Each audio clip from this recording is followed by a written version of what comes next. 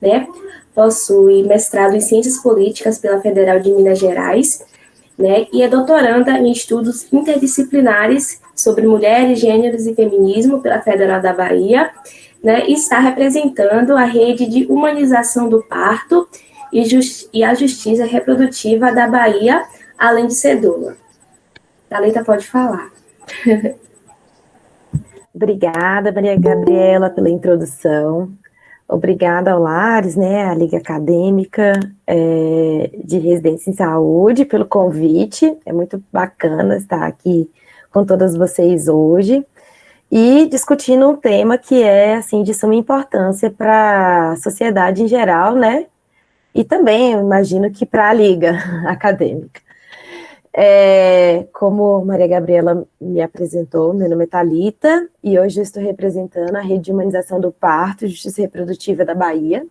A rede é um movimento coletivo articulado em rede, né, que promove a justiça reprodutiva e defende a saúde pública, equânime e de qualidade. Então, tem tudo a ver com o que a gente vai falar hoje. A rede foi construída em 2014, no bojo da efervescência da humanização do parto, e vem se reconstruindo a todo momento. Então, eu estou aproveitando o início dessa fala para convidar vocês que estão fazendo o percurso acadêmico de vocês a somarem a rede. A gente é um coletivo diverso, plural. Então, quem se sentir à vontade de acompanhar a gente, o nosso Instagram é @humanizapartoba. Fiquem à vontade, estão todas e todos muito bem convidados para participar. Então, sobre o desmonte da Rede Cegonha, né? Primeiro, para falar do desmonte, a gente tem que dizer o que a gente está perdendo, né? A Rede Cegonha é uma estratégia importante criada no início, né, dos anos 2000, 2011, salvo engano, que foi pensada para remediar, solucionar um problema crônico de saúde pública que a gente tem enfrentado, que é a mortalidade materna, essa alta taxa de mortalidade materna. O Brasil não havia conseguido, e até a presente data também não conseguiu, lidar com as taxas aceitáveis, né, porque não existe uma taxa ideal de mortalidade materna, toda mortalidade materna é uma tragédia, mas o Brasil não tinha sido bem sucedido, não tem sido bem sucedido para a diminuição desse índice de mortalidade materna e, portanto, foi pensada essa estratégia nacional que conjuga, né, as 3 entidades, então os municípios, os estados, a federação, em torno dessa política e conjuntos de ações para tentar diminuir esse índice desfavorável de mortalidade materna, né? E aí a gente vai falar de uma política que inicia desde o pré-natal, então vai fazer a vinculação dessas pessoas no pré-natal, vai lidar com essas pessoas durante a sua gestação, vai dar assistência durante o trabalho de parto, no puerpério, e não só para essa pessoa que estava gestando, que está puérpera, mas também para essa pessoa que está nascendo, essa nova cidadã, novo cidadão que está nascendo.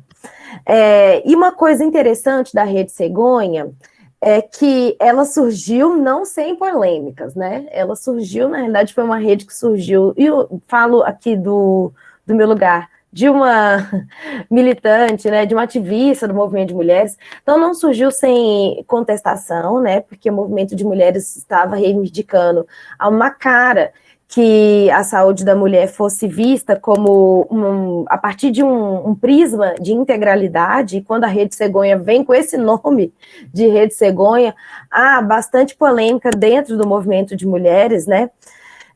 No entanto, após a implementação dessa Rede Cegonha, foi vista como bem-sucedida, porque foi baseada, ainda que no nome, ainda que guardasse ali, porque naquele momento da conformação da Rede Cegonha também já existia um avanço do conservadorismo no país, né?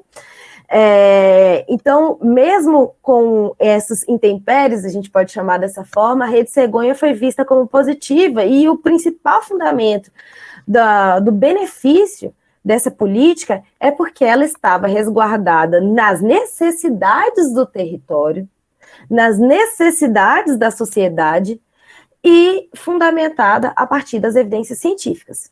Uma das coisas que a Rede Cegonha faz é colocar na linha de frente, né, na responsabilidade do cuidado dos partos de risco habitual, dos partos de risco regular, e aí eu acredito que o Abdon vai falar melhor do que eu, a enfermagem obstétrica, né?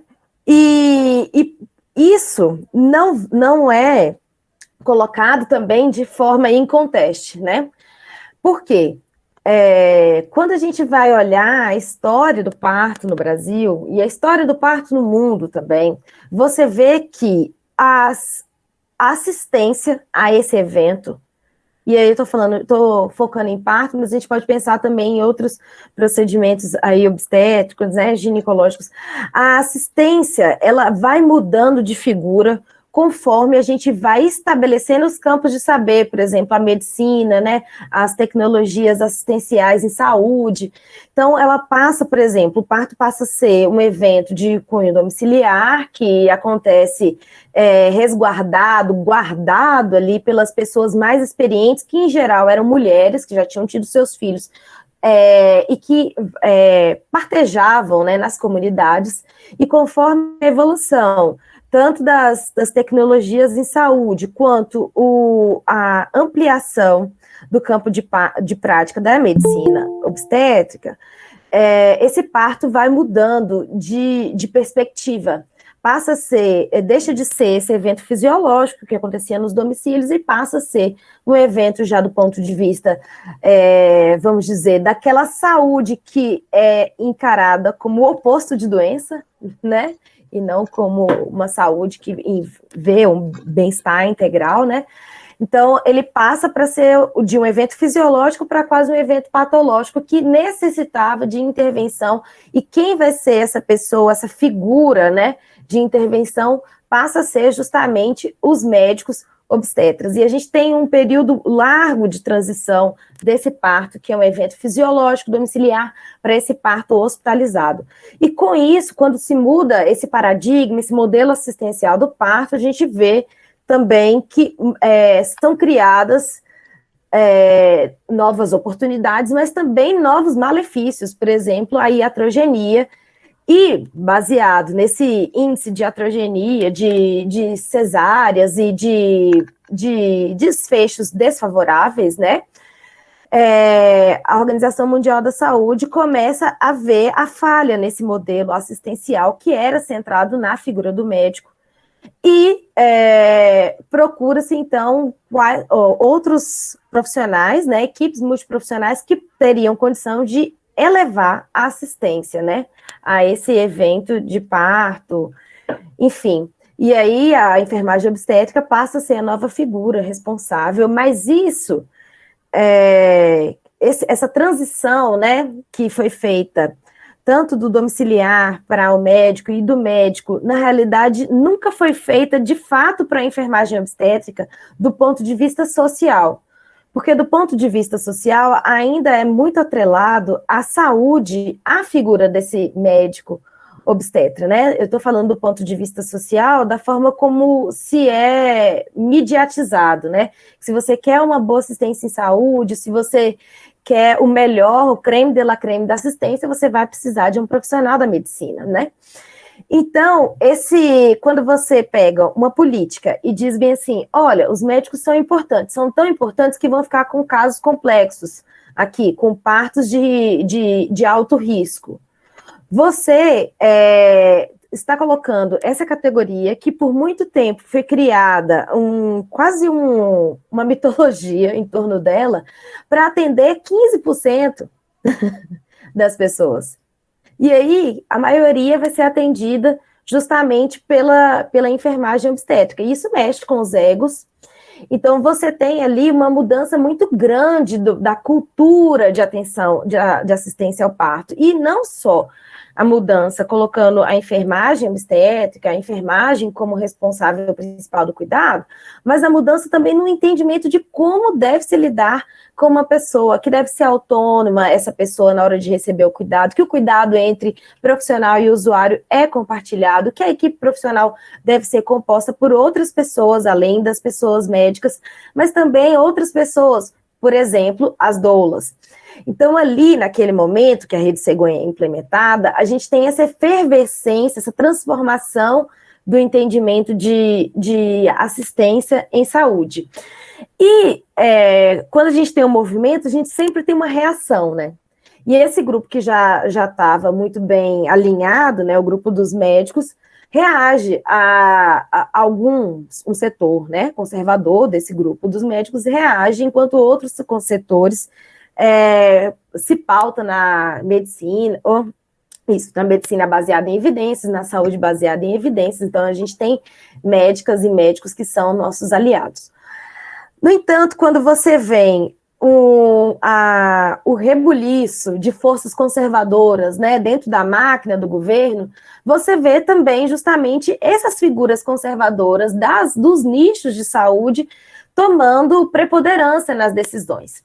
Então, quando a gente está falando de desmonte da Rede Cegonha, a gente tem que pensar que agora foi a Rede Cegonha, mas quando a gente vê a composição desse governo em 2019, a gente também vislumbra desmontes nesse paradigma, nesse modelo, nessa cultura de tratamento em saúde, né, um tratamento digno e respeitoso.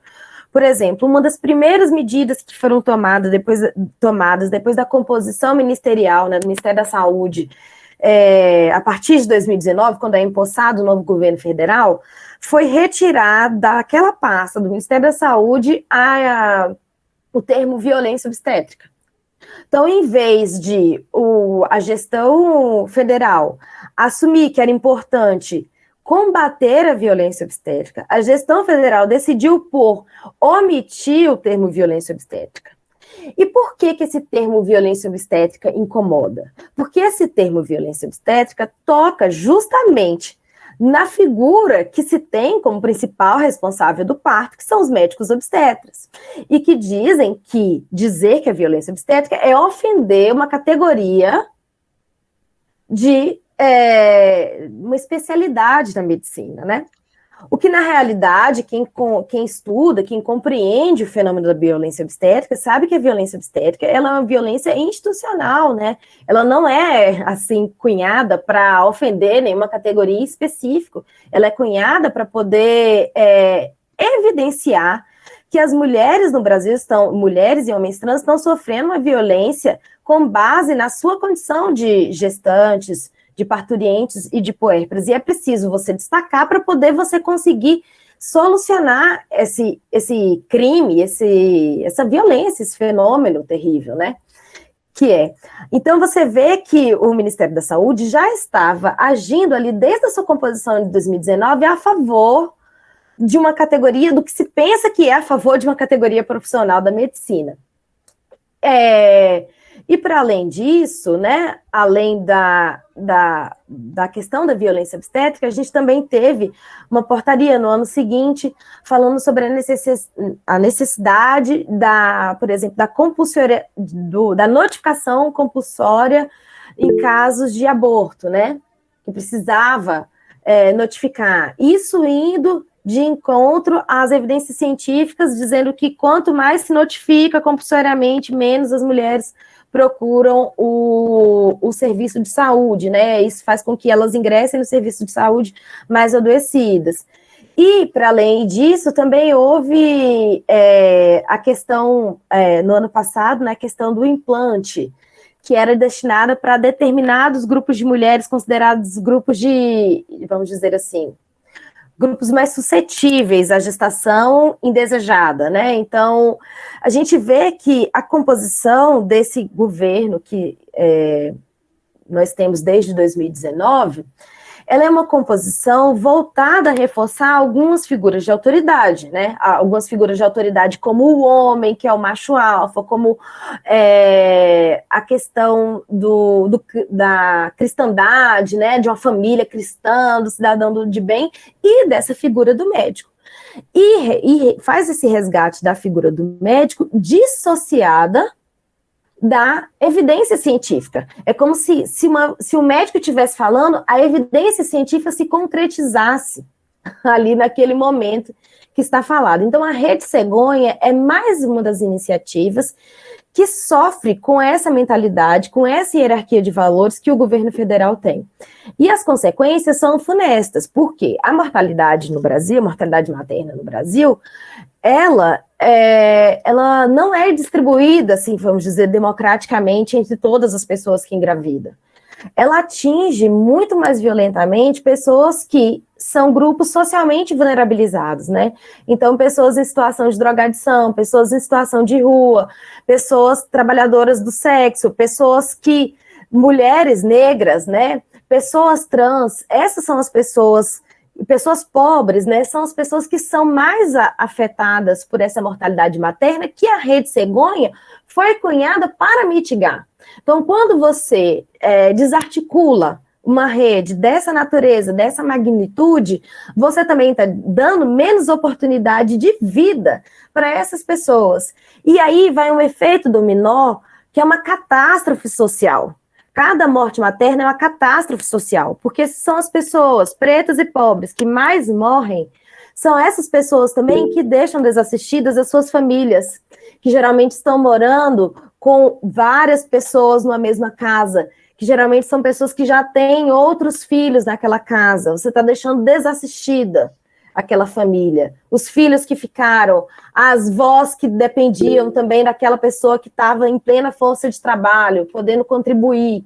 Então, assim, a tragédia da Rede Cegonha, muito mais do que, vamos dizer, o nosso luto pela Rede Cegonha, é muito mais de um luto ativista, sem sentido, ou uma tristeza porque tiraram um projeto que a gente, pelo menos a gente da humanização do parto se engajou para ter. Na realidade é o reconhecimento de que a gente vai ter uma queda na qualidade de vida dos cidadãos e cidadãs brasileiros.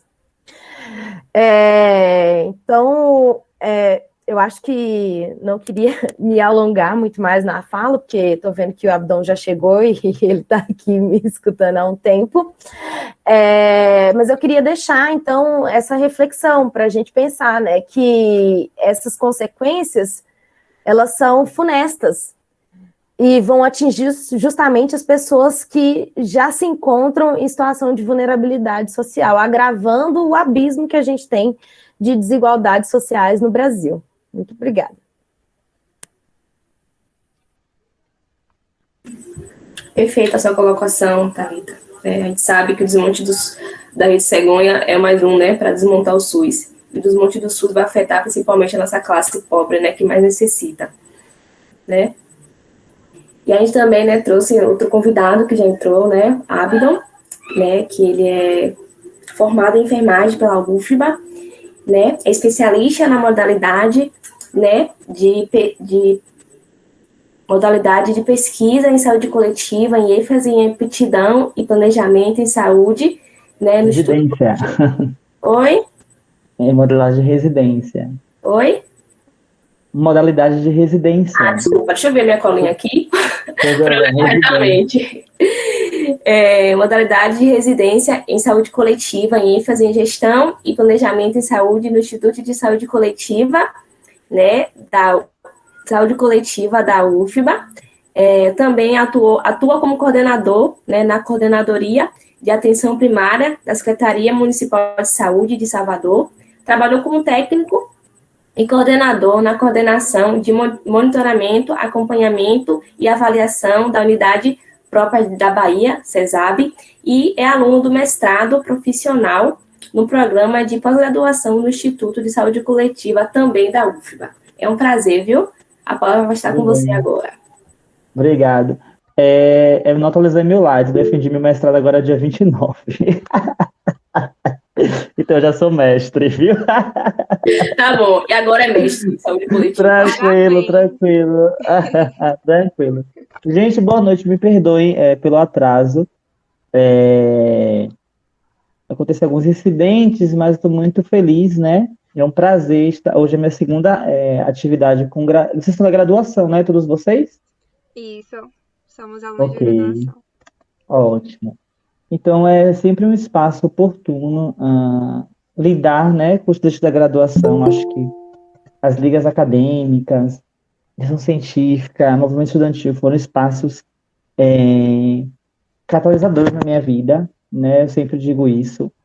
O viver a graduação é importantíssimo, né, para você galgar uma carreira consolidada e, sobretudo, ser um profissional diferente no Sistema Único de Saúde, né? Porque fazer saúde só faz sentido se tiver sentido, né? Então, muito feliz pela indicação de eu estar aqui na mesa para poder colaborar com vocês. Como falaram, eu sou enfermeiro de formação, tá certo? E atualmente estou como coordenador da atenção primária, estou de férias da Secretaria Municipal de Saúde e já trabalho um pouquinho com atenção primária, né? Fiz residência, tenho um pouquinho de vivência no campo da gestão. Boa parte de alguns aspectos da minha fala foram ditas por Thalita, mas eu queria destacar alguns grandes pontos que eu acho que a gente tem que pensar importante em relação ao desmonte da rede Segon. Primeiro ponto, quando você tem uma mudança de governo, né, uma mudança de gestão, a gente tem que observar o que está na agenda política dessa gestão. Então, se a gente observar, né, quando a rede Cegonha foi instituída, como bem Thalita pontuou, já era uma solicitação antiga, tanto do desenvolvimento de mulheres, quanto acadêmicas, pesquisadores, militantes do SUS, uma estruturação da rede Cegonha no Sistema Único de Saúde. Apesar de todas as críticas que se tenham sobre a rede materno-infantil no Brasil, a gente observa que nos últimos anos houveram bastantes avanços. E quando a gente fala avanço, a gente fala de estruturação de maternidade, aumento de leitos obstétricos, expansão da pesquisa e ciência sobre rede Cegonha. Então, se você pegar os últimos anos de produção acadêmica, você vai falar sobre lá pré-natal, hora da atenção primária, você vai ver lá falando sobre práticas baseadas em evidências, violência obstétrica, você tem uma produção científica sobre a temática que subsidia processos de mudança. E nenhuma mudança ela vai ocorrer se não houver a ciência, a militância, a gestão alinhada. Então, quando um governo assume, como esse governo que está aí, né, que está dado aí, essa agenda política ela é transformada. E essa agenda política ela é mudada. Então, sai do foco uma série de questões que a gente conseguiu lutar a duras penas no Brasil. Então, não se iludam que todo esse movimento de desmonte é porque está alinhado com as entidades médicas, estas que financiaram a campanha de Bolsonaro, o Conselho Federal de Medicina. Então, o desmonte da rede Cegonha está paralelo a esse. Se vocês pegarem o programa Mais Médicos, que virou Médicos pelo Brasil, é uma valorização total à carreira médica no SUS, diferente de outras categorias. Se você pega agora a rede Cegonha, porque, bem Thalita pontuou, a gente estava fazendo um movimento de quebra de um modelo de atenção focado no profissional médico. Nós estamos conseguindo dizer assim para a população, olha, para se ter uma qualidade obstétrica, não necessariamente você tem que ir no obstetra. É importante, claro, mas você tem outras categorias profissionais e outras abordagens que são inerentes ao seu processo de gestar. Então, você tira de uma categoria profissional que, historicamente, medicalizou o parto e institucionalizou o parto como um evento patológico, um evento hospitalocêntrico, você tira do eixo e coloca o protagonismo para a mulher. Então, você começa a discutir novas formas de parto, novas posições, novos locais, novos ambientes, novas categorias profissionais. E quando a gente fala de desmonte da rede Cegonha, isso vai impactar, um exemplo, em vagas para residência e enfermagem obstétrica. Porque a gente está falando de modelo de atenção. E se a gente muda modelo de atenção, a gente muda a ênfase naquilo que a gente acredita, naquilo que a gente milita, naquilo que há um direcionamento. Então, a rede Cegonha, ela visualizava ampliar centros de parto normal, formação em enfermagem obstétrica, qualificação da atenção primária no pré-natal, contrarreferência e referência de fluxos assistenciais. Então, quando você coloca a atenção obstétrica, e a gente sabe que na prática também não vai acontecer, né? É sabido de nós que a saúde é muito além da categoria médica, é sabido de nós que o exercer a prática, e sobretudo a assistência obstétrica, é muito além da execução do parto. O parto é aquele evento momentâneo, mas o gestar, o cuidado psicológico, fisiológico, os aspectos inerentes ao gestar são para além do evento de fato do parto por si só. Então, quando você tem esse desmonte, você começa a quebrar uma série de estruturas que estavam sendo fortalecidas, como a enfermagem obstétrica, protagonismo da mulher, protagonismo dos movimentos de mulheres, né? Você tem uma série de Instagrams e páginas agora de militância de mulheres, de doulas. Então, quando você desloca, né, o centro contra uma categoria hegemônica, o que acontece? Essa categoria hegemônica ela vai tentar de todas as formas, alinhado com o poder político. Então, a categoria médica ela tem um poder político muito forte dentro do Senado, da Câmara.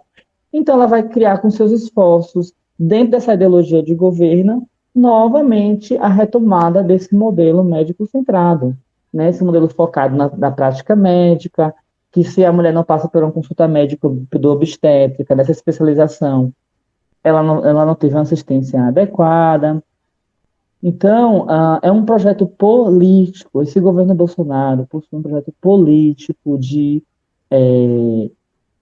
diferenciar ainda mais esse Brasil de desigualdade, né? Então, assim, ainda mais a gente colocar as categorias que sempre foram ouvidas, a categoria médica sempre foi ouvida, né? Sempre foi a socialmente valorizada, a gente coloca novamente elas no eixo da discussão, no eixo do centro da discussão da Rede Cegonha. E quando a gente fala de Rede Cegonha, a gente está falando de mudanças de paradigmas, mudanças de fazer saúde, mudanças de fazer um novo parto, né? Você tem fortalecimento dos partos domiciliares, dos centros de parto normais que são comandados por enfermeiras. Abdon, é só no Brasil que isso acontece? Não, gente. Locais onde você possui sistemas universais, o evento obstétrico sempre, na verdade, historicamente, parto sempre foi um lugar das mulheres, né? Se a gente parar para observar, que onde não havia profissional de saúde, eram as mulheres, né? No seu matriarcado, no seu feminino, que auxiliavam as outras, né? Então, por muito tempo, foram as parteiras que tiveram os nossos avós, as nossas mães, foram essas mulheres que, com a sabedoria popular, passaram esse conhecimento, né? Um conhecimento empírico, um conhecimento de vida. Então, há também uma desvalorização, por essa portaria 715 de 2022, ela chega, você tem uma desvalorização do controle social, como foi bem dito, e uma desvalorização do saber popular, porque a gente colocava no centro da discussão as mulheres, aqueles movimentos sociais. Então, não portanto, né, não distante, as entidades e autarquias se manifestaram contra, né? Quem deve estar gostando bastante deve ser as entidades médicas que financiaram a campanha de Bolsonaro, né? Então, agora estão recebendo os louros, no caso da Rede Cegonha, o parto focado no obstetra, vai ter que ter contratação de médico obstetra. Você tem uma quebra, né, de uma série de conquistas históricas que a gente vem alcançando desde 2011. Né? Abdon, era perfeita a Rede Cegonha? Certamente não. Mas tivemos avanços, sobretudo no que tange a expansão das testagens de HIV, sífilis, hepatite B, hepatite C. Nós tivemos a ampliação da atenção primária via e qualificação do pré-natal, ampliação da Rede Cegonha, sobretudo no que tange a atenção primária. Nós tivemos residências obstétricas e multiprofissionais.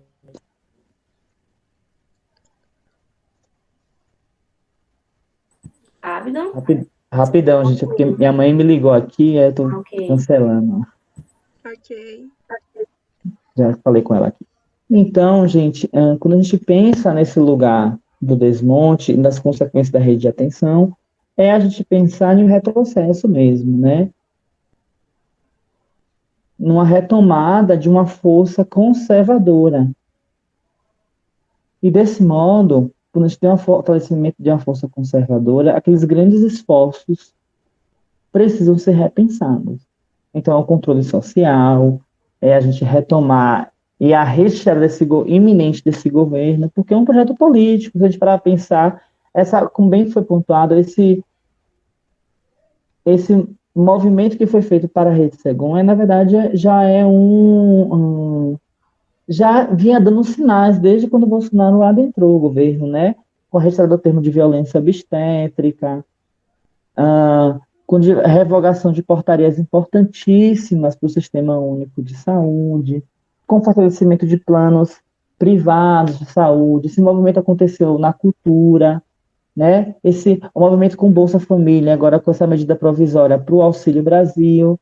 Então, o campo político ele está dentro desse campo da gestão, né? O fator político é inerentemente dentro do campo da gestão. Então, as repercussões sobre a rede de atenção à saúde, Sistema Único de Saúde, vão ser agora cada vez mais sentidas, né? Com o subfinanciamento do SUS, porque a Rede Cegonha ela traz incrementos, né, para os municípios que fazem adesão. Então, de que forma vai ser agora capitaneado o recurso para as ações voltadas à Rede Cegonha? Então, para minha fala não ser tão repetitiva, acho que é melhor a gente abrir, né, para o debate, para tirar dúvidas, exposição de outros alunos e colegas, mas é isso que eu quero dizer, né? Quando a gente falar de desmonte da Rede Cegonha, a gente está falando agora de um novo movimento de modelo de atenção, né? A gente sai de um modelo que estava focado no protagonismo da mulher e retomamos um modelo médico centrado, com práticas obsoletas. Como bem dito por Thalita, quando você dá nome às coisas, você expõe problema. E quando você expõe problema, você vai na categoria hegemônica. Então, quantas mulheres não denunciaram médicos obstetras por violência, episiotomia desnecessária, cesáreas desnecessárias, aspiração de bebê, né, na primeira hora após nascimento. Então, diversas condutas que foram comprovadas pelas pesquisas, pelas enfermeiras e outros profissionais de saúde, começam agora a ser odiadas pela categoria que tem sido denunciada. Então, esse movimento político, esse movimento de contraforças, ele aparece mesmo, né, convergindo forças, e cabe a nós, né, academia, gestão, movimentos sociais, criar esforços para a retomada dessa agenda política da Rede Cegonha. Vai ser fácil? Acredito que não. Nós estamos vivendo um momento no país de alta... Nós temos um movimento de retomada de forças progressistas, mas também temos um movimento fortíssimo, né, do conservadorismo, né, das práticas mais conservadoras, de uma ideologia muito mais conservadora. Então, acredito que os próximos anos serão bem difíceis para a gente retomar o fortalecimento de algumas ações que nós tínhamos antes do governo Bolsonaro. Obrigado, Abdon, pela sua contribuição. Né? Já vamos abrir a perguntas, né? Quem quiser falar no chat, né? Ana Beatriz vai ficar ligada. E a gente vai abrir primeiro para a Bárbara, a pergunta. Pode falar, Bárbara. Na verdade, eu ia, né, justamente ler algumas questões que colocaram no chat, e aí, posteriormente, eu posso fazer as perguntas. Tudo bem? Pode ser? Sim, à vontade. Pronto. Só um instante. E aí, quem tiver dúvida, se inscreve lá no chat. Eu quero falar. Coloca o nome, que aí Ana e a nossa comissão a gente organiza, tá certo? Bom. Daiane falou que a importância de conselhos e outras áreas de atuação voltadas à área da saúde também repudiaram essa normativa. É um ataque à saúde pública no geral. Thalita fala que o controle social também se fortaleceu diante da Rede Cegonha. Já essa portaria ignora o controle social. Giovana falou que amou a fala de Thalita, é muito assertiva e didática, parabéns. E Geisa fala que ser mulher é um inferno, né? Minha irmã sofreu um aborto espontâneo e deixaram ela sofrendo por 28 horas, pois eles acharam que ela tinha causado o aborto. Depois que souberam que não foi eles, simplesmente mandaram parar de chorar, que ela conseguiria engravidar novamente. Maria Gabriela fala que é um projeto para exterminar a classe trabalhadora, né? Andressa falou que perfeito, Thalita, é projeto de desmonte para afetar, sabemos bem quem. Giovana fala que surpreendendo ninguém da área de saúde. E aí, Lívia colocou a página do Instagram, né, da Humaniza Parto Bahia. Aí, quem quiser, viu? Eu vou voltar aqui. Quem quiser, eu já vou me articular aqui direitinho, que aí eu vou fazer a pergunta, tá certo? Fiquem à vontade. Ô, Thalita e Abdon, eu, na verdade, estava com essa dúvida a respeito da Rede Sergonha com relação à abertura para justamente para os conhecimentos populares, né? Eu, ao ler, né, um pouco, né, o que os sites do Ministério da Saúde, né, falam um pouco sobre a Rede Cegonha, tem vídeos também que eles postam no YouTube. Acaba que eu senti falta, né, tipo, a Rede Cegonha, quando estava instituída, né, de sua forma plena, ela tinha essa abertura para conhecimentos populares, porque como vocês mesmos abordaram, né, sempre existiu, na verdade, um conhecimento que era passado, né, de mãe para filha, e a gente vê muito em comunidades quilombolas, né, que tinha toda uma forma de tratar a gestante, de uma forma de cuidado do parto. Enfim, existia essa abertura da Rede Cegonha para esses conhecimentos tradicionais. E, por enquanto, só isso. Depois eu falo mais.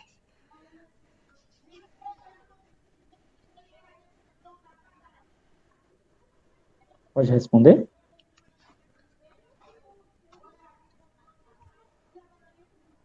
Alô, pode responder? Ou a gente aguarda as próximas questões? Sim, pode. Sim, não, na verdade, sim, né? Se a gente parar para pensar, a Rede Cegonha, quando ela vem direcionando o protagonismo da mulher, é valorizado a qualificação de parteiras, tanto que existem projetos paralelos na Bahia e no Brasil de qualificação na formação de parteiras, porque ainda temos algumas regiões a figura de parteiras, e institucionalizar é uma forma de valorização do saber popular. E, para além disso, você começa a trazer para a discussão na Rede Cegonha do conhecimento popular de práticas não farmacológicas, né? Se a gente observa a aromaterapia, começa a ganhar ênfase nas práticas da assistência obstétrica, a própria musicoterapia, né? Você tem a inserção de outros profissionais que antes você não tinha uma abordagem ou não era tão divulgado, né, na prática assistencial. Então, sim, eu observo que há uma flexibilidade do conhecimento popular na Rede Cegonha, sim. Claro que é uma prática baseada em evidências, mas o ouvir e escutar o lugar da população sobre a Rede Cegonha é importantíssimo. Tanto que nesse período você tem um fortalecimento de ações do Ministério Público, movimentos sociais, e, para além disso, eu observo que nós conseguimos pautar dentro da Rede Cegonha, no campo da saúde, algo que a gente tinha muita dificuldade de fazer, se popularizou. Um exemplo é a interseccionalidade, né? Você consegue agora, hoje, trazer para a discussão, debate, questões raciais, questões de classe, de que mulheres estamos falando, né?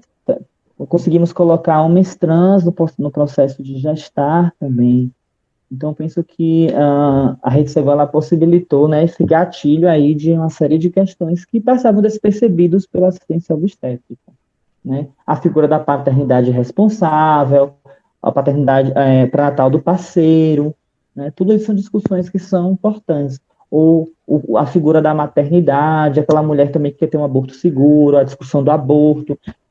né? Então, assim, acho que você começa a colocar dentro do debate o caldeirão de informações, né, de debates públicos que anteriormente você tinha dificuldades no campo da gestão de pleitear, né? O debate da contracepção segura, né? A abordagem da PrEP, PEP, né?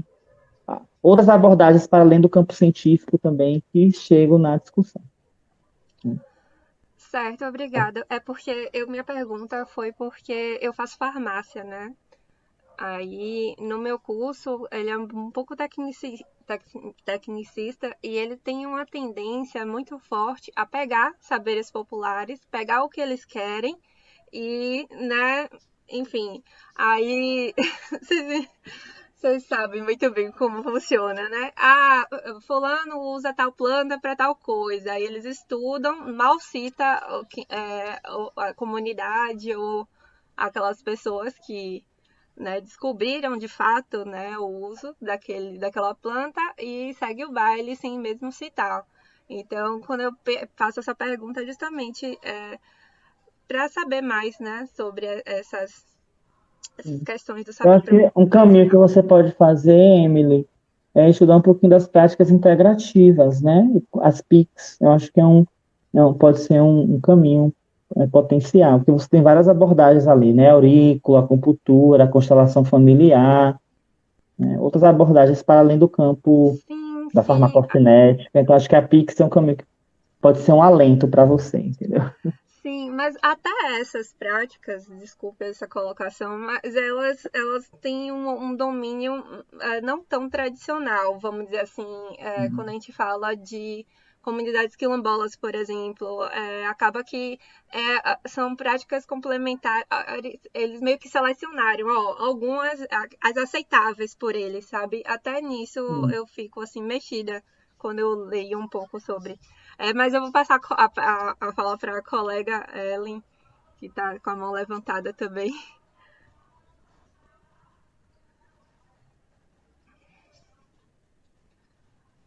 A Maria Gabriela tá com a mão levantada também. Ela quer falar? Eu acho que ela ainda não baixou desde aquela hora. Sim, se você quiser fazer, Ellen, pode fazer, sem problemas. Você quer fazer uma pergunta? Também. Não, pode fazer. Você estava Vou primeiro. fazer então. Vai respeitar a ordem. Ok. Então, eu li uma matéria da Rede Cegonha, né, desse desmonte, mas eu li tão indignada, né, que eu vi que vai trocar o nome para outro. E eu vi falando nessa matéria que eles estão querendo, né, com a mudança de nome, fechar os institutos que lidam com parto humanizados e também querem tirar o poder da enfermagem obstétrica, de fazer o parto. Eu queria saber se isso é válido mesmo ou se foi algum equívoco da matéria. E também li que tem uma deputada muito engajada nisso, esqueci o nome dela, sobre isso. Eu queria saber um pouco se isso é verídico mesmo, se eles querem acabar, né, querem retirar a enfermagem, né, desse poder de fazer, né, o pré-natal, de acompanhar a mulher, e do fechamento de uma rede de parto humanizado, porque isso lida diretamente com a doula, né? Porque a gente sabe que cresceu esse movimento, né, do parto humanizado, né, que vai direto, como vocês falaram, né, com a violência, né, médica, né? Eu quero saber se isso é verídico. Abdon, você quer responder? Eu posso. Você pode responder junto, pode falar e a gente complementa. Estou até abrindo aqui o documento para eu traçar uns aspectos. Mas pode ir falando, Thalita. Assim, quando essa portaria passa, né, ela deixa de reforçar alguns elementos que foram justamente os elementos, vamos dizer, contra-hegemônicos. Quando você faz a quebra do paradigma, né, você faz a revisão das evidências científicas, fala assim, o que é melhor na assistência de saúde e descobre que não é aquilo que se pensava, né, que era o médico e o hospital. Então, quando, por exemplo, nessa portaria, não se fala, por exemplo, das casas de parto, né, que eram dispositivos importantes justamente para essas regiões que o Abdon falou, que teve a qualificação das parteiras, que é a região Nordeste e Norte, né, que da qual fazemos parte, ou pelo menos eu faço parte, todos nós, eu imagino. E com isso você tira, nesses locais, nessas casas de parto, justamente quem estava no cuidado de frente, na linha de frente responsável era a enfermagem obstétrica, né? Então, quando você deixa de apoiar esse dispositivo e coloca que o cuidado é centrado no hospital, você está tirando, né, justamente um campo em que a enfermagem obstétrica era importante. Então, assim, eu não sei se eu colocaria assim, acabar com a enfermagem obstétrica, mas porque eu acho que não vai acabar, assim, em termos práticos, não vai acabar com a enfermagem obstétrica, não tem médico suficiente no Brasil para assumir o tanto de parto, mas eu acho que é assim, colocar a enfermagem obstétrica em seu lugar, vamos dizer assim, tipo, olha, vocês são aqui, vocês são assistentes de médico, vocês não são responsáveis por nada, eu acho que é esse lugar, assim, que essa medida, ela tenta colocar, esse enquadramento que ela tenta passar, né, e isso eu tô falando assim, porque eu, enquanto doula, a gente sabe, por exemplo, a gente não tem uma carreira institucionalizada, como tem a enfermagem obstétrica, mas no dia a dia, quando a gente está dentro das instituições, a gente sente o esforço que, principalmente, a categoria médica faz para colocar a gente no nosso não lugar, na verdade, não é nem colocar no nosso lugar, porque a doula não é nem bem-vinda ali, não é nem benquista nesse atendimento de saúde. Então, na realidade, o esforço da categoria médica é de não deixar a gente nem entrar no hospital. É tipo, vocês aqui não pertencem, não tem lugar de pertencimento, né? Então, por exemplo, a doula, que é essa categoria não institucionalizada, eles querem deixar fora do hospital. E a enfermagem obstétrica, na minha visão, na minha leitura, eles querem ressaltar que está abaixo da categoria médica.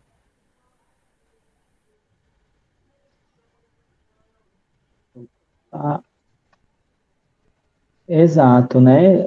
Como a gente foi bem pontuado, você retoma um novo modelo hegemônico, né? Um médico centrado. Então, você coloca, a gente retoma o status quo da categoria profissional médica, né? Como o Thalita falou, a grosso modo, quer dizer assim, olha, para se ter uma assistência obstétrica, tem que ter um obstetra, né? Nós não aceitaremos casos de parto normal na ausência de profissional médico. Você mexe em uma categoria altamente poderosa, uma categoria instruída, uma categoria na qual está vinculada ainda à classe média alta brasileira e que tem um alto poder político. Então, quando você institucionaliza isso, nas subjetividades, que é onde se mexe mais, diz assim, olha, a enfermagem obstétrica é aqui, obstetra aqui, ok? Então, de fato, na portaria 715, eles colocam aqui nomeia como RAMI, né, Rede de Atenção Materna e Infantil. Esse nome é Rede Cegonha. E, para além disso, dá um foco maior, muito forte, na figura do obstetra. Né? A categoria profissional médica. Então, quando vem pontuado por Thalita, a gente quer dizer, a grosso modo, né, a retomada de um modelo tradicional que as evidências científicas demonstraram que, olha, não é bem por aí, né? Assistência obstétrica e assistência ao parto puerpério é para além dessa categoria, né? Existe uma série de fatores, de ambiência. A própria Rede Cegonha, a gente pensou ambiência de espaços, né? O que são as camas PPPs, né? As camas PPPs, elas surgiram pensando nessa não necessidade de mudar mulheres de diversos setores, né? As práticas não invasivas para a criança, aspirar a criança, a aumentação exclusiva no primeiro momento, clampear o cardão apenas na última pulsação, colocar o parceiro, a paternidade, quando você coloca o pai dentro do parto, você quer trazer a paternidade responsável. são ações poderosas, indutoras de mudanças. E quando a gente começa a voltar para trás em relação a isso, é como se grandes esforços que a gente fez nos últimos anos se desmoronassem, né? Só um minuto, meninas, só para... nesse caso que você falou, eles acabaram, né, instituindo essa portaria, mas, no caso, passou por cima de um monte de coisa, né, do Conselho Nacional de Saúde. Elas podem ser, as enfim. portarias podem ser revogadas, né? Isso, Se entrar um novo gestor, se entrar, por exemplo, entra outro presidente e revogar, pode fazer isso, tá certo? A portaria, ela altera algo já existente, mas o gestor maior, caso dentre outro, pode revogar, retomando o que estava sendo tomado antes. No caso que foi a portaria pelo ainda vai Ministério para a da Saúde, Câmara. né? Certo. Porque ainda pode acontecer por decreto legislativo, né? Não precisa, por Exatamente. exemplo, a troca do governo. Por decreto legislativo pode ser revogado. Agora, a gente que tem revoga que... nos próximos anos, né? Aí a mestra em ciência política vai dizer bem assim, mas como é o Congresso Nacional Brasileiro? Quem é que está lá? Quem é que está compondo? Quais são os lobbies que estão lá dentro? Para poder a gente dizer que tem uma força de revogar uma portaria por decreto legislativo, porque isso é importante. Pensar também qual é a composição desse Congresso.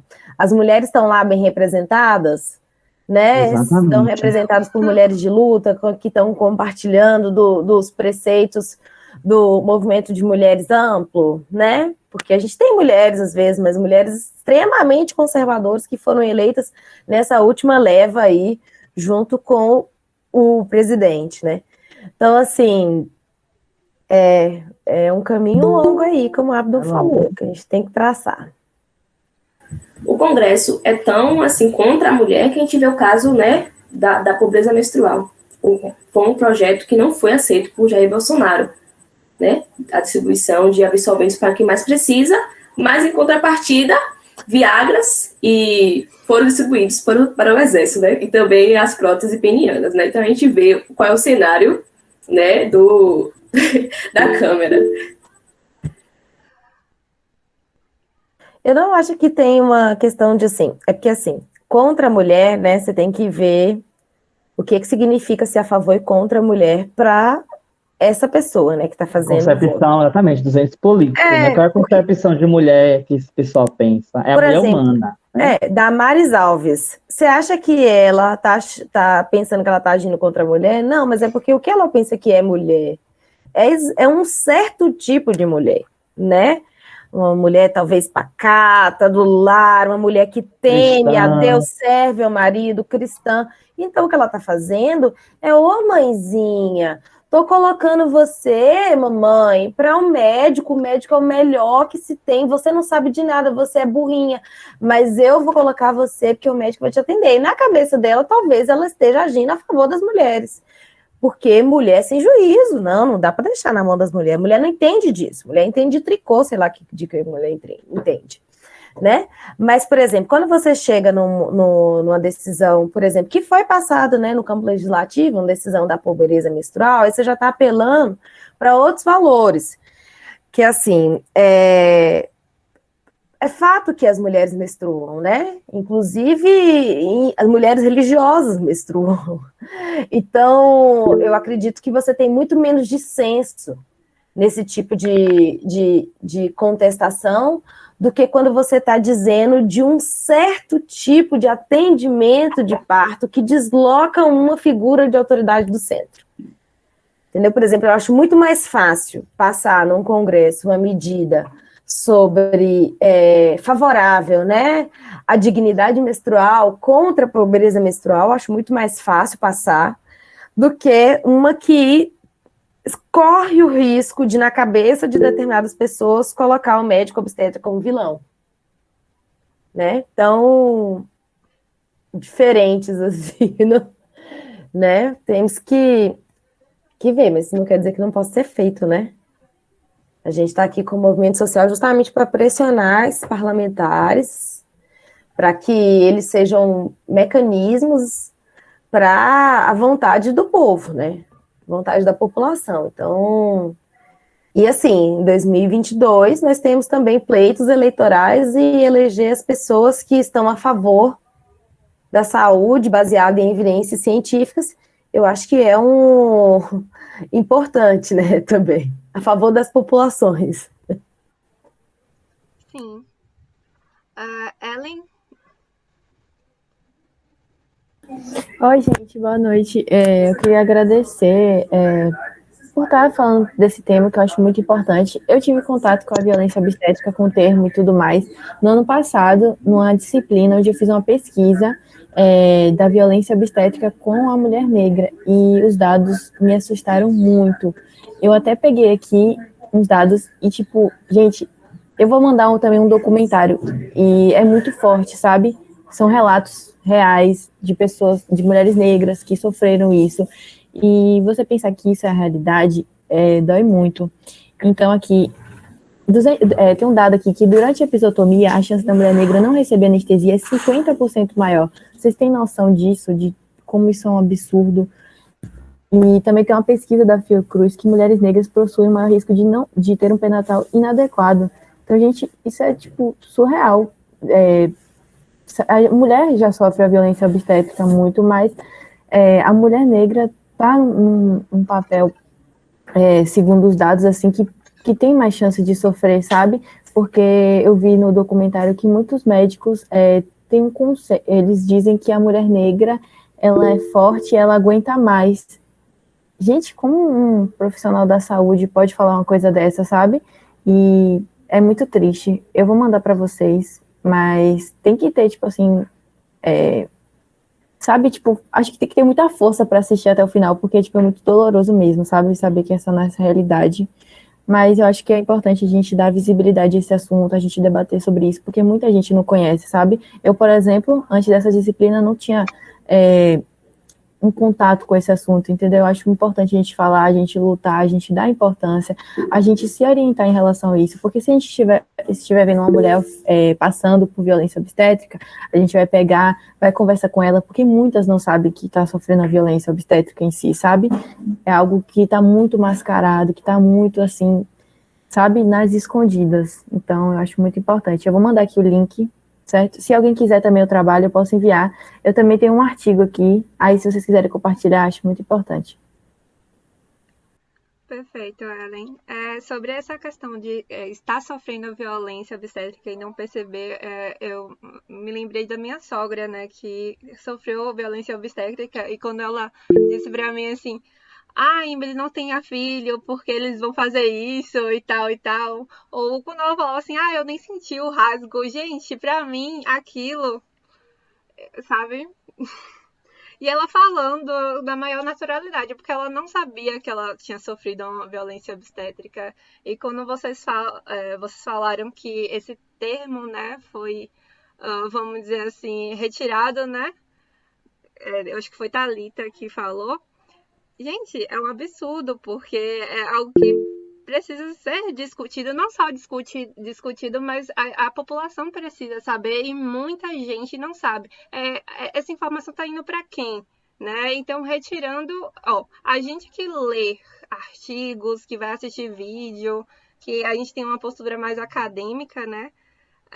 A gente acaba não sabendo muito como...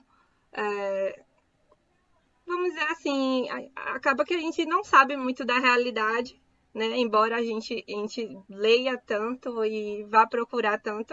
E, enfim, a gente precisa, na verdade, fazer esse contato com pessoas pobres, com mulheres que na rua mesmo, para alertá-las, na verdade, para o que elas estão sofrendo, o que é o direito delas, né? Ter uma gestação, eu tô me alongando, mas uma gestação de qualidade, com todo o cuidado, com todos, com o enfermeiro, com o médico, mas com todos os profissionais ali abarcando, protegendo e cuidando dela e cuidando daquele bebê mais à frente. Então, é aquela coisa, né? Divulgar essas informações. Aqui no chat estavam vários relatos, né? Muito tristes, né? Enfim, eu vou passar a palavra Thalita primeiro, aí depois Bárbara.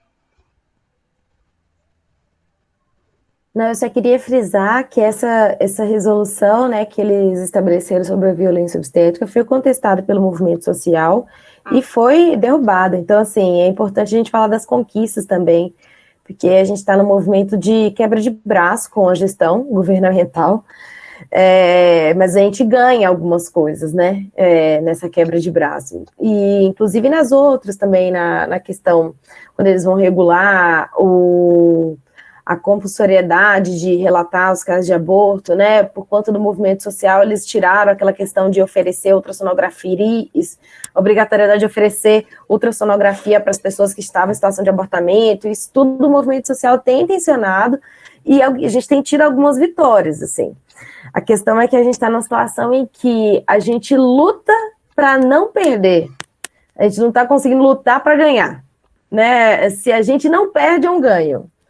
Mas, de toda forma, é importante frisar que o movimento social tem força, sabe? Para a gente não sair daqui cabisbaixo, de, poxa, acabou a Rede Cegonha, e aí é isso, vamos todo mundo chorar, né? Como o Abdon disse, tem formas de reverter, e a gente faz parte dessas formas de reverter as quadros, né? E para além também do movimento social, é importante saber que as instâncias, né, município, estado e a União, você tem as equipes técnicas, né? Então, as equipes técnicas também fazem movimento. Você tem coordenadores, tem gestores, secretários, coordenadores de atenção básica, movimentos fortes, que, como bem a Thalita falou, a gestão e o campo político tem vários atores, e essa arena é de jogo, né?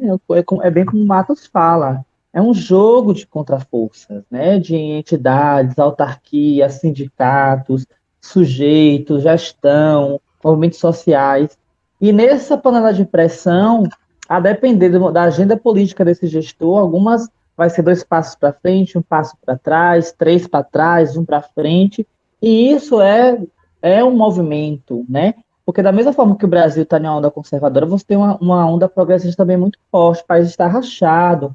E no momento que você tem as estruturas sendo combaleadas, você tem um fortalecimento também de movimentos políticos. Então, assim, é importante também pensar que esses momentos de transformação, esses momentos de conjuntura política conservadora fazem com que as entidades e movimentos políticos, conselhos municipais, equipes técnicas retomem, né, suas forças para o combate.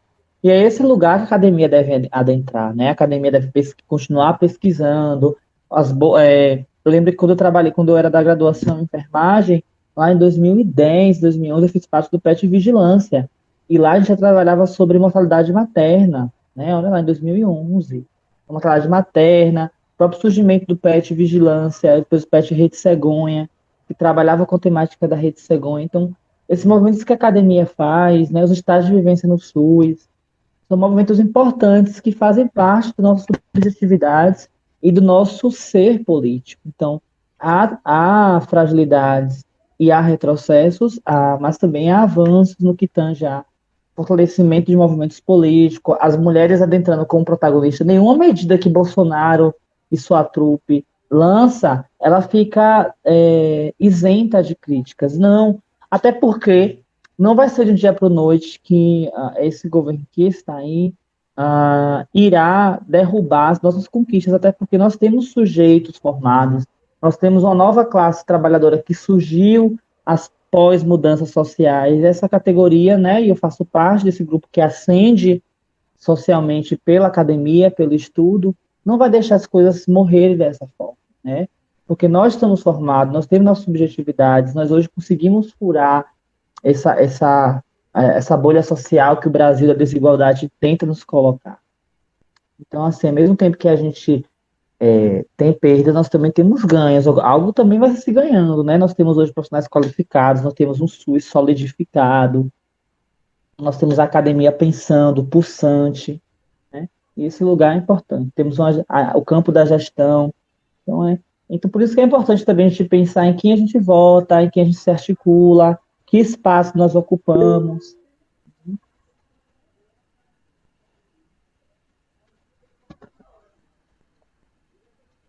Bárbara. Boa noite. minha pergunta é sobre a questão de como, tanto para a Thalita como para a Ábido, em relação à Rede Cegonha, né, em relação a mulheres que estão em situação que, né, estão nos presídios e tudo mais, né, com a sua liberdade cerceada. Eu queria saber melhor como é que a Rede Cegonha atuava, porque, assim, muitas questões a gente sabe, né, na unidade que a gente já conhece, né, mas lá na prisão, como é que isso ocorre? Como é o atendimento dessa rede e tudo mais? Vocês poderiam me explicar e tal, melhor sobre isso? E também eu queria saber, assim, Thalita, e também Ábido, para vocês, quais são as violações que mais existem, né, no campo da assistência, das quais vocês, né, atendem, né, estão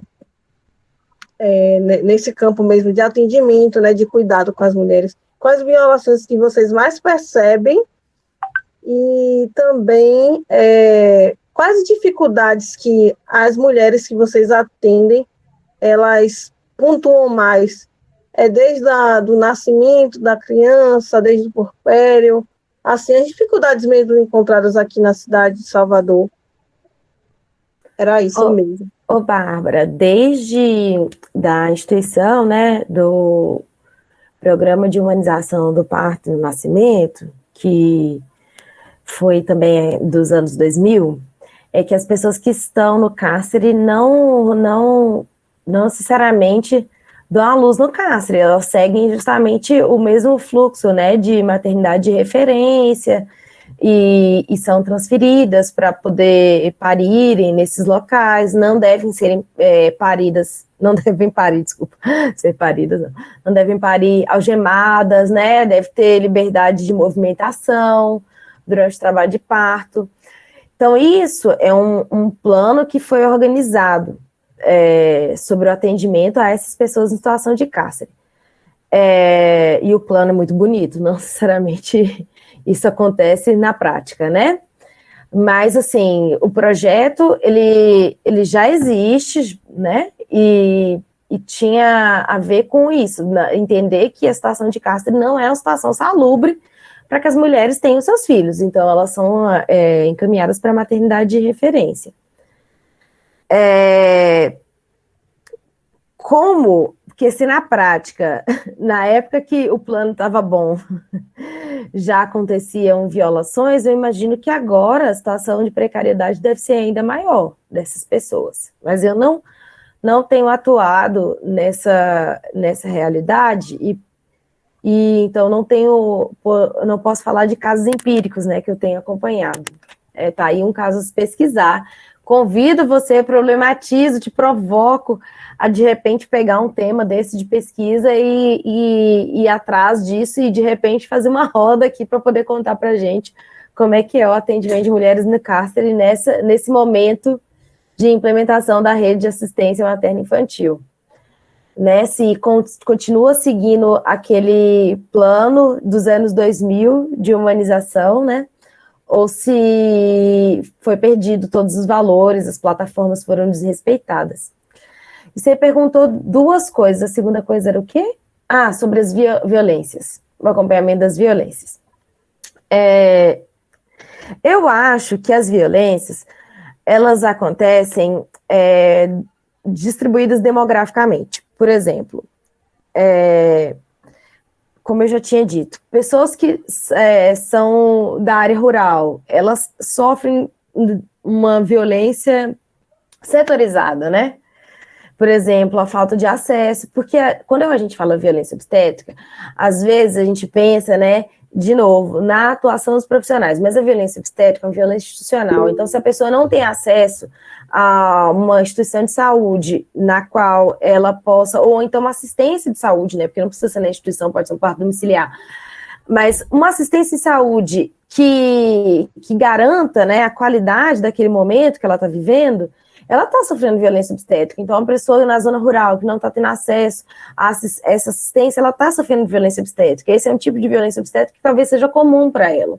Por exemplo, uma pessoa que é indígena e que dá entrada num serviço de saúde, às vezes a violência obstétrica que ela vai sofrer tem a ver com posicionamento de parto. Tipo assim, não, você é indígena, você tem que parir de cócoras. E aí, esse parto de cócoras que não é permitido para várias mulheres, porque tem que botar a perna naquela braçadeira terrível, aquela perneira, aliás, terrível, às vezes para ela, a violência é o contrário, é ter que parir de cócoras sempre, não poder escolher outra posição. Então, mulheres negras, às vezes a violência obstétrica vai ser na negar anestesia. A frequência, ela é... Porque a violência, ela é plástica, ela se adapta com a sua vítima, né? Então, a violência vai depender de quem é aquela pessoa que está sofrendo. Agora, o que a gente sabe dizer com dados é que as fatalidades, né, ou as tragédias, são sempre maiores nas mulheres dos grupos mais socialmente mais vulneráveis, né? Então, mulheres negras morrem mais, mulheres em situação de rua morrem mais. Se a gente for pensar em mulheres de classe média, talvez a violência obstétrica que mais acometa elas, mulheres brancas de classe média, seja a cesariana, né? Então, assim, quando a gente vai pensar em violência, a gente tem que pensar qual é o público, porque a violência ela é plástica, ela se molda E também tem a ver com o serviço, né? Se é serviço público que está dando ingresso, se é serviço privado, porque no serviço privado a violência tem a ver com o excesso, né? De recursos, a violência iatrogênica. Agora, quando você vai para o serviço público, o relato é de negligência, né? Então é a falta do recurso. Isso tudo influencia na frequência e na possibilidade da violência. Bárbara, eu gostaria que você repetisse só a primeira pergunta também. A segunda eu consegui captar, a primeira não. Bom, eu tinha perguntado, basicamente, foi sobre a questão de como isso, como a questão da rede cegonha, ela atuava nas redes, né, de cárcere, né, nas prisões e tudo mais, como é que isso acontecia, né? Aí Thalita explicou um pouco. Okay. E a outra... Oi? Não, tudo bem. Eu falei isso que no sistema prisional, aqui na Bahia mesmo, é contratualizado com a CESAB, né? E tem equipes também, o município destina alguns profissionais, via cooperação técnica, o contrato, de equipes para dar assistência ao sistema prisional, né? É gerenciado, nem é gerenciado pela Secretaria da Saúde, é mais pela CEAP, Secretaria de Segurança Pública. CEAP, né? Isso, se não me engano, pela CEAP. Aí você tem equipes que vão lá, né? Você vai psiquiatra, você vai enfermeiro. Então, no caso da assistência obstétrica, a mulher tem que ser regulada, tanto que quando você recebe pacientes, não sei se muita gente já está em prática assistencial, você recebe pacientes custodiados, né? Aqueles pacientes que ficam na beira-leito, algemado, para fazer algum procedimento, mas no caso da gestante, a mulher não pode parir, né? Algemada, ela tem que ter a liberdade de locomoção, né? Uma paciente em situação prisional, mas no ato obstétrico, nós estamos ali como um profissional da saúde, não como juiz ou policiais, a mulher tem todo o direito de ter um parto humanizado. Então, assim, ela não deve parir na prisão, não. Ela é regulada para uma maternidade de referência do território. E ela é acompanhada por equipes de atendimento ao sistema prisional, que é vinculado tanto à CESAB quanto à CEAP. O município geralmente destina alguns profissionais, né? Mas geralmente é um serviço contratualizado. E a outra pergunta foi sobre as violências, não foi? De atendimento? Foi, sim. Que eram mais relatadas pelas gestantes, né? E assim, eu penso que dessa forma é muito mais difícil dessas mulheres até poderem denunciar, né, essas violações mesmo de direitos, né? Porque se a gente aqui, né, temos em liberdade, né, temos a Defensoria, o Ministério, imagina lá dentro, né? É muito mais difícil, né? Essa questão da fiscalização e tudo mais. Também eu queria perguntar, eu queria saber a questão da dolagem, Thalita. O que vocês não fazem, né? Uma pergunta que eu tenho dúvidas e tal, o que vocês não fazem mesmo, né, na questão da assistência. Era isso. Obrigada.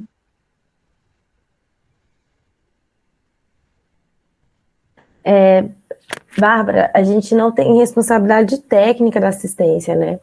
Então, por exemplo, uma doula não pode auscultar, não pode aferir pressão, não pode avaliar dinâmica de contração, não pode avaliar dilatação. E aí as pessoas perguntam, então o que ele faz? Então o que a doula faz? Não faz nada disso. Porque, né, as pessoas ficam esperando essa intervenção. E a doula, na realidade, não é isso. Inclusive, eu sempre problematizo esse nome doula em todo lugar que eu vou. Então, não vou deixar de problematizar aqui com vocês, porque vocês estão em formação e faz sentido. Doula é esse termo importado da Grécia, que uma antropóloga americana, fazendo uma pesquisa de campo nas Filipinas, descobriu que existiam mulheres lá que acompanhavam outras mulheres durante o trabalho de parto, auxiliavam elas. E aí ela lembrou que na antiga Grécia existiam essas mulheres que serviam a população considerada cidadã. Elas não eram cidadãs, elas eram servas. Então, quando a gente troca em miúdos, doula significa escrava, o que é bem problemático. Mas, quando a gente traz para a nossa realidade, a gente pensa, talvez, numa comadre, numa guardiã de parto, né? Porque quando as mulheres pariam em suas casas, em eventos domiciliares, você tinha aquela pessoa que era responsável, vamos dizer, pelo trabalho de parto, no sentido de que ela vinha com a experiência de como acontecia um parto. Então, por exemplo, esse bebê aí tá atravessado da barriga, né? Ela não ia usar, tá assim, clítico, tá alguma coisa, tá atravessado da barriga, vamos fazer isso, vamos fazer aquilo. Você tinha essa pessoa, mas você tinha toda a pessoa que também estava dando a assistência ao restante da casa, por exemplo, estava preocupado com o que essa mulher ia comer depois que ela parisse, né? Estava preocupada com ter os lençóis da cama trocados, estava preocupado em avisar os outros filhos, em cuidar dos outros filhos, se existiam os outros filhos. Você tinha essa pessoa no ambiente familiar que estava ali. E a doula, ela vem, então, resgatar esse sentimento de intimidade durante o trabalho de parto. Ela não é essa profissional da assistência técnica, ela é uma profissional, vamos dizer assim, do suporte psicológico, do suporte moral, de dizer, olha, vai dar tudo certo, eu estou trazendo para você acolhimento. A doula é sobre acolhimento, é sobre guardar aquele processo de parto, para que a pessoa que esteja parindo esteja confiante de que aquele processo é um processo que ela tem capacidade de realizar. Então, é muito mais sobre você manter, né, o estado de espírito daquela pessoa que está parindo do que de fazer isso ou aquilo outro.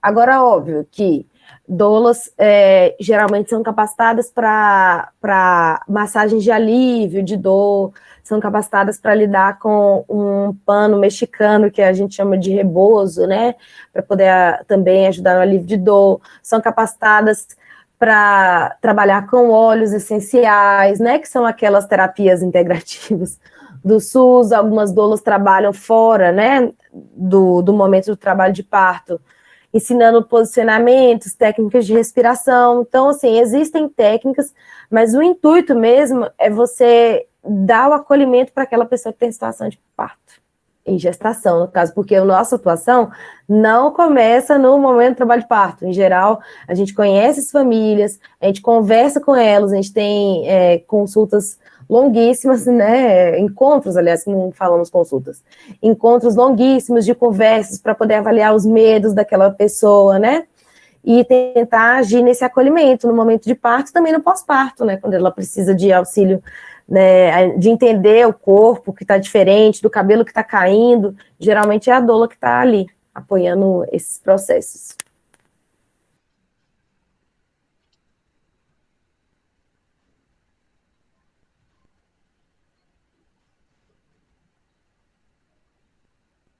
A doula, ela surge, né, Thalita, como um lugar desse suporte mesmo, né, emocional, psicológico, né? Você retoma ao lugar assim, do matriarcado, né? O cuidado, né? A sororidade, né?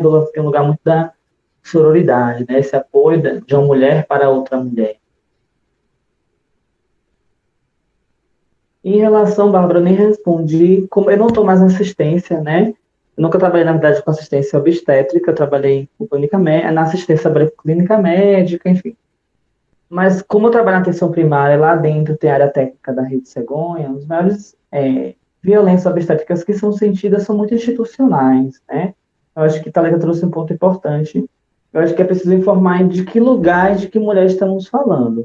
Se a gente for pelo lado da racialização, né, esse lugar que coloca a mulher negra, da mulher forte, se você colocar dentro da instituição pública, você vai ter violências estruturais, né, compartilhar um quarto com mulheres que abortaram, com mulheres que não abortaram. Isso acontece muito. Eu lembro, isso é uma coisa muito... depois desse dia, eu entendi o que era uma grande violência. Eu lembro na minha graduação, na minha prática de alojamento conjunto, tinha uma mulher que tinha abortado dentro de um quarto de alojamento conjunto. E minha professora pediu para a gente fazer a abordagem com as mulheres, para a gente dar o banho no RN, né, com os casos de enfermagem, fazer aquele Moro, Babins, fazer a abordagem clínica com os RNs e conversar com as mulheres para ver o que são essas questões. Aí eu lembro que eu vi a mulher lá e falei, cadê seu bebê? Deixa eu ver ele, avaliar ele. Ela pegou e falou, não, eu não estou. Ela tinha abortado. Então, assim, eu, enquanto graduando, lembro que eu era o sexto semestre, aquilo me marcou muito. Eu falei, nossa, como é que... imagine, tanto para ela quanto para outras mulheres que estão ali, como deve ser complicado, né?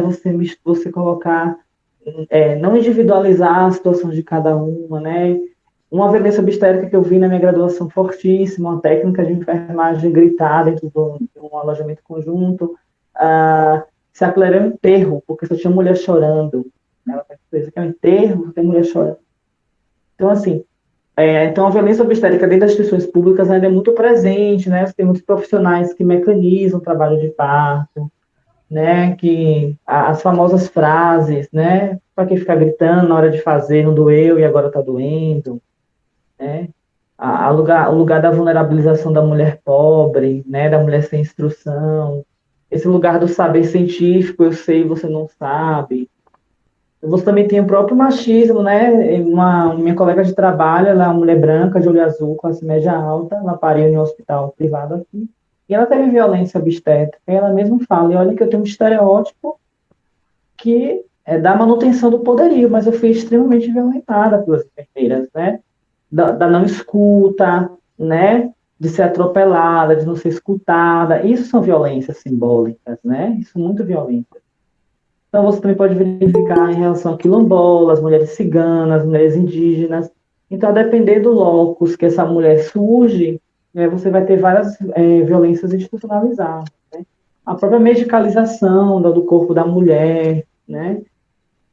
Então, você tem uma série de violências que a literatura vem trazendo. Então, assim, as que eu posso falar são essas, porque eu atualmente não trabalho na assistência obstétrica, né?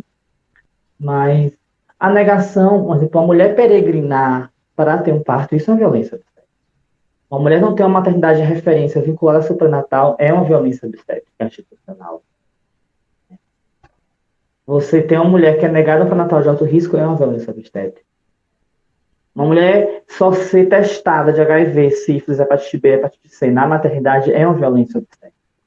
Porque isso é previsto no seu atendimento de atenção primária atestado.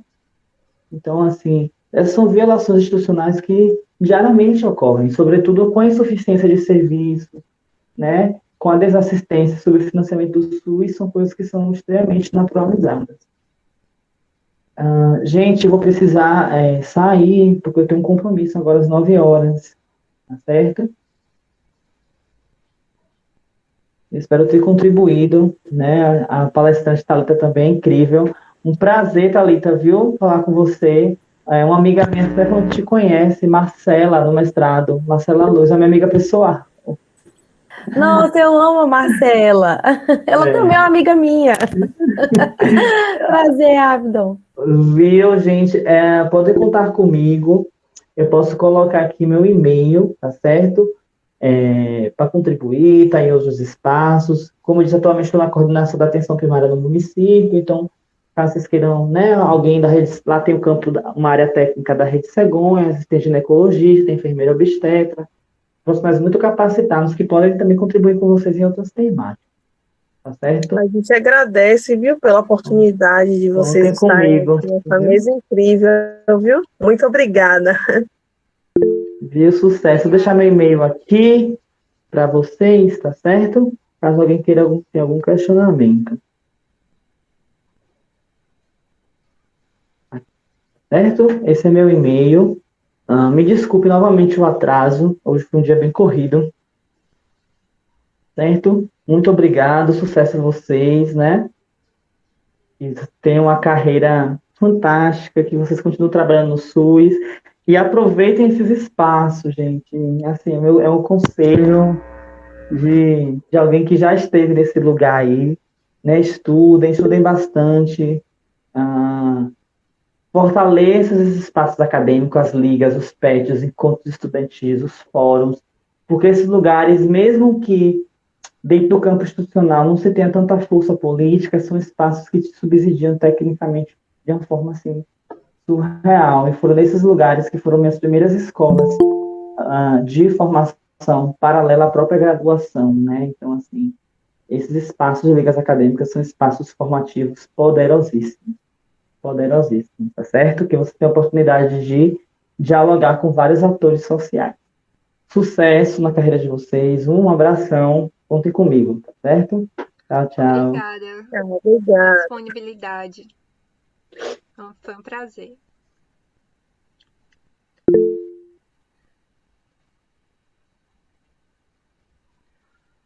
Thalita, eu achei incrível a sua fala. É muito importante para a gente ter uma mulher, uma doula aqui conosco, trazendo, né, outro ponto de realidade fora do viés acadêmico, né? E suas falas abraçou muito. Obrigada mesmo. Eu não sei se cabe mais alguma pergunta. Não é despedida, tá? É só um agradecimento sincero.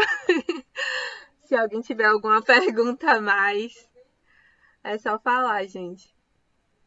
A liga é nova, né? A gente está tentando se encontrar nessas políticas de saúde, estudar para além, né, dessa questão de residência, né? A gente está tentando trazer coisas para além disso, né? A gente tem pessoas aqui de enfermagem, de farmácia, serviço social, psicologia, nutrição. Então, tem muitos cursos, pessoas de muitos cursos tentando construir algo, né, que a gente não vê na academia. Fono, desculpa, meninas de fono. Inclusive, para construir da academia para fora da academia, inclusive está aí a rede de humanização do parto e nascimento da Bahia para vocês chegarem juntos, gente. É espaço de colaboração, de construção, né? Então, assim, estou vendendo esse peixe aqui. A gente está precisando de gente para trabalhar lá com a gente. Verônica bem falou aqui. É aquele Instagram que você deu para... aqui. Sim, é esse Instagram mesmo aí. Qualquer coisa, eu tenho também, né? Gente, contato. siga, procure ela. Eu mesmo, procurem. Compartilhem, né, esses espaços tão importantes, né, de potência pura mesmo. Ai, gente, mais alguma pergunta para Thalita? Eu tenho.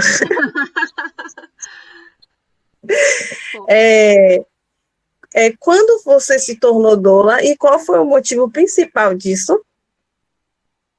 Como é que chegou a doulagem para ti? Eu me tornei doula em 2017. E o motivo principal foi o seguinte: em 2013, eu tinha uma pessoa muito próxima de mim que tinha engravidado. Na minha família materna, né, o parto sempre foi uma coisa natural. Era tipo assim, destino, gente. A gravidez é a viagem, o parto é o destino, né? Então, sempre foi tratado de forma muito natural. E quando essa pessoa muito próxima de mim engravidou em 2013, eu falei assim, poxa, eu quero participar dessa gestação, aquela muito pentelha, né? quero participar dessa gestação, eu vou ler sobre parto, não sei o quê. Aí quando eu comecei a ler, eu descobri que o Brasil era campeão em cesariana no mundo. Isso eu fazia um curso de relações internacionais, então assim, eu queria ver coisas no mundo internacional, né? Não bastava aqui no Brasil, eu quero ver como que eu posso ajudar, aquela tá que se acha, né? Aí eu descobri que o Brasil era campeão de cesariana, e eu pensei assim, nossa, o Brasil é campeão de cesariana, gente, Brasil tecnológico, nunca tinha pensado no Brasil dessa forma. Aí, assim, no início, essa primeira informação de que era campeão de cesariana não me soou uma coisa, assim, ruim. Aí eu falei assim, veja bem, aí, gente, campeão de cesariana, tá aí. Aí eu continuei me aprofundando, porque eu tinha interesse, assim, gostei da área, falei assim, não, vou pesquisar melhor. Aí eu descobri que ser campeão de cesariana ainda tirou uma coisa ruim. E aí eu comecei a pesquisar mais. Naquela época foi lançado aquele documentário Renascimento do Parto, e eu fui uma das pessoas que foi assistir ele no cinema, assim. Não tinha ninguém lá, tava eu e meu amigo que estava graduando em medicina, e ele dormiu o documentário inteiro. E na realidade, enquanto ele estava dormindo, minha cabeça estava explodindo lá, porque eu estava recebendo aquele monte de informação que eu não sabia. E aí eu falei assim, olha, fulano, deixa eu te contar, menina, o trem tá feio pro seu lado. É isso, só que assim, o sistema é muito difícil, né, e não foi naquele momento que eu consegui. Eu estava na graduação ainda, formei em 2015, em Relações Internacionais, não tinha dinheiro, o curso de doula era caro, ainda é caro. Então, assim, demorou 4 anos do dia que eu descobri a palavra até o dia que eu consegui me tornar o que a palavra dizia. E eu tô aqui nesse mundo acadêmico, na realidade, também, né? Eu sou uma doula, que eu falo que eu sou pesquisadora, na realidade. Eu sou uma pesquisadora, essa é a minha linha de frente, a pesquisa. Mas a doulagem é o meu porto seguro, né? Aquele negócio de um respiro, de fazer a diferença. Porque às vezes a gente fica só nos dados, na coisa, a gente não consegue ver a diferença que a gente faz. E aí quando a gente vai à operação, fala assim, não, eu sou um agente de mudança, né? Um agente de transformação. A gente precisa um pouco disso, de um pé na academia, um pé na realidade, né? A academia é a nossa realidade também, mas é preciso estar nos dois lugares ao mesmo tempo, pelo menos para mim é assim. Então foi assim, minha história de doulagem. Depois que eu entrei nesse negócio de parto aí, saí nunca mais.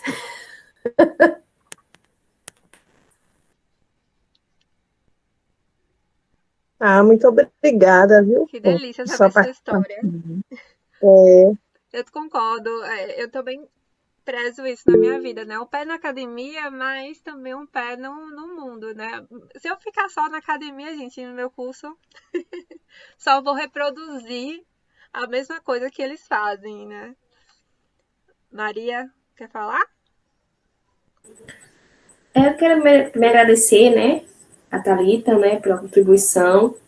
E também eu quero dizer que eu sou apaixonada pela doulagem. Eu assisto vários vídeos no YouTube que eu fico fascinada vendo.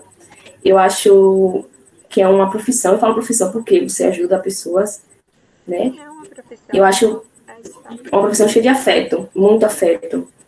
Eu fico vendo, tem uma mesmo que eu fico impressionada, que é um parto de gêmeos. Eu fui assistir, como assim, gêmeos? Parto natural, que lindo, que mágico. Também já vi pessoas, homens trans também, é lindo o parto de homens trans também, né? Então, assim, acho lindo, lindo, lindo mesmo, assim, a doulagem, né? Se eu fosse enfermeiro, eu queria ser uma enfermeira, né? Obstétrica e doulagem. Não, claro que você ser enfermeira não quer dizer que você não possa ser outra profissão, você não possa ser doula. Mas, assim, eu fico muito encantada pela doulagem mesmo. Aí quem quiser também ver vídeo, tem vários vídeos no YouTube, também tem grupos no Facebook, pra você ver como é que eu respeito a doulagem. Eu fico assistindo vídeo no Facebook, no Instagram, acho lindo mesmo. Acho que vocês estão de parabéns mesmo, assim, acho lindo, lindo, lindo, lindo. estão perguntando no chat se vai ficar gravado. A Bayomi Dola perguntou se vai ficar gravado. Sim, eu gravei. Eu vou colocar no YouTube da Liga. Aí eu vou postar lá para estar disponível, justamente porque a gente estava fazendo várias sessões incríveis abertas, né?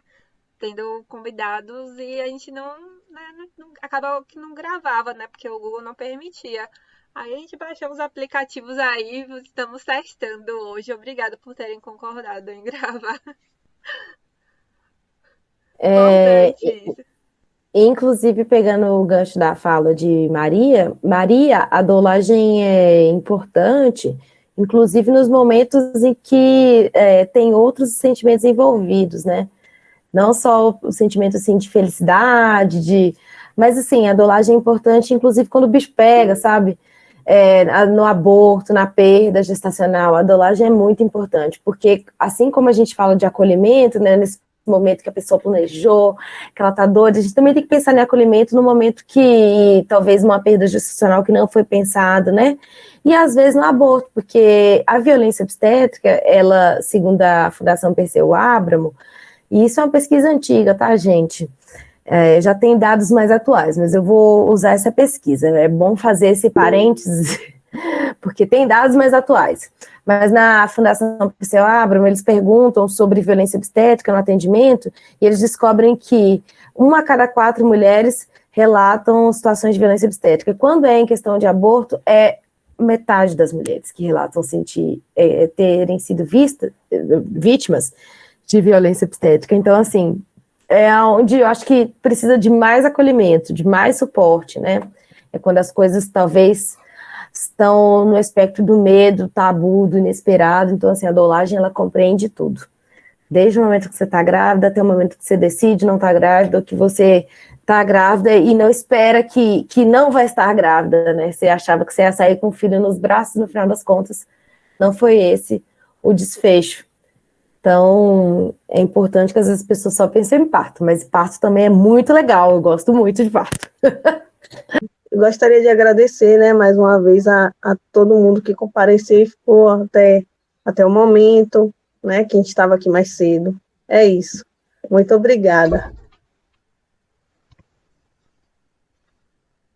Eu também acho que eu vou puxar meus agradecimentos finais pela oportunidade de estar aqui, conjuntamente com a Liga. É sempre, assim, um momento de muita felicidade, compartilhar as nossas trajetórias, o que a gente tem pesquisado com o restante da comunidade. Eu acredito que esse espaço de formação é importante, porque eu acredito que a gente é agente de transformação, e quando a gente vai multiplicando as histórias, compartilhando as experiências, os nossos saberes, também as pessoas que estão nesse momento de compartilhamento, elas se tornam multiplicadoras, polinizadoras, né, daquilo que foi compartilhado aqui. Então, eu fico muito feliz pelo convite, eu agradeço em nome da Rede de Humanização do Parto e Justiça Reprodutiva da Bahia, contem com a gente, somem com a gente nas atividades que a gente vem realizando, e é isso, espero poder construir mais com vocês.